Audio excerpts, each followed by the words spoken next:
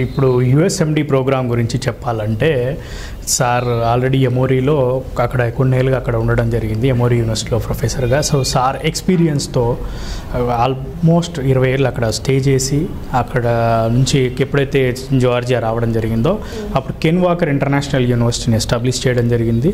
And ఈ USMD programme యొక్క main concept ఏంటి అంటే, సిలబస్ చూసుకుంటే టోటల్లీ యుఎస్ఎంఎల్ఈకి సూటబుల్గా, దాంతోపాటు మన ఇండియా యొక్క ఏదైతే ఎన్ఎంసీ సజెస్ట్ చేస్తుందో ఆ సబ్జెక్ట్ని కూడా యాడ్ చేస్తూ స్టూడెంట్కి ఫస్ట్ ఇయర్ నుంచే యుఎస్ఎంఎల్ఈ యొక్క కోచింగ్ ఇస్తూ ఈ ప్రోగ్రామ్ని డిజైన్ చేయడం జరిగిందండి. దీంతో పాటుగా main important thing is a country అయినా కానివ్వండి 2023 నుంచి WDMOS వరల్డ్ హెల్త్ ఆర్గనైజేషన్లో ఆ మెడికల్ కాలేజ్ రిజిస్టర్ అవ్వడమే కాకుండా WFME world federation for medical education ఏదైతే ఉందో అందులో కూడా ఆ కంట్రీ యొక్క మెడికల్ కౌన్సిల్ ఏదైతే ఉందో అది రిజిస్టర్ అవ్వాలి. మన జార్జియా యొక్క NCEQ is registered in WFME.